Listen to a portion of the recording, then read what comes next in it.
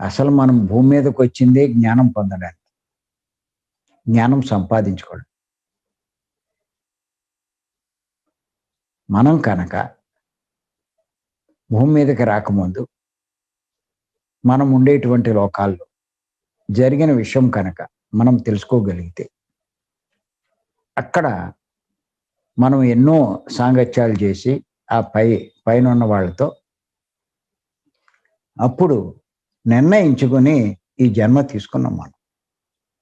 ఒక్కొక్కళ్ళము ఒక్కొక్క ప్రదేశంలో, ఒక్కొక్క కుటుంబంలో ఈ జన్మలు తీసుకున్నాం. ఎవరు ఏ జన్మ ఎలా తీసుకున్నా చివరికి దేనికి అంటే ఆత్మజ్ఞానం కోసమే. అంచేత మరి జన్మ తీసుకుని ఆ జ్ఞానం మనం సంపాదించుకోకపోతే మన జన్మ మనం వృధా చేసుకున్నట్టు. మన జన్మ ప్రణాళికను మనం మర్చిపోయినట్టు. అంచేత ఆ జన్మ మనకి వేస్ట్ అవుతుంది. ఇప్పుడు చూడండి,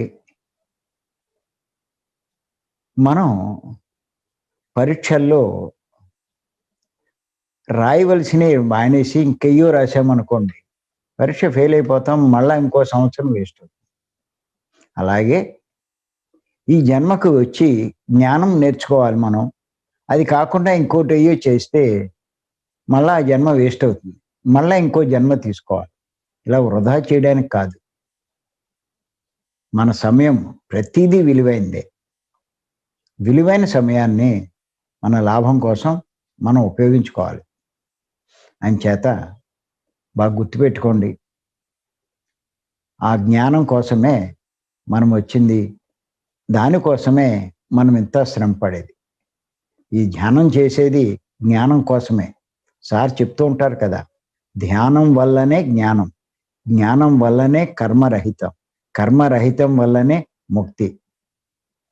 అదే మానవుడి యొక్క లక్ష్యం. మరి ఆ పనే మనం చేస్తున్నాం ఇప్పుడు. అంచేత ఏంటంటే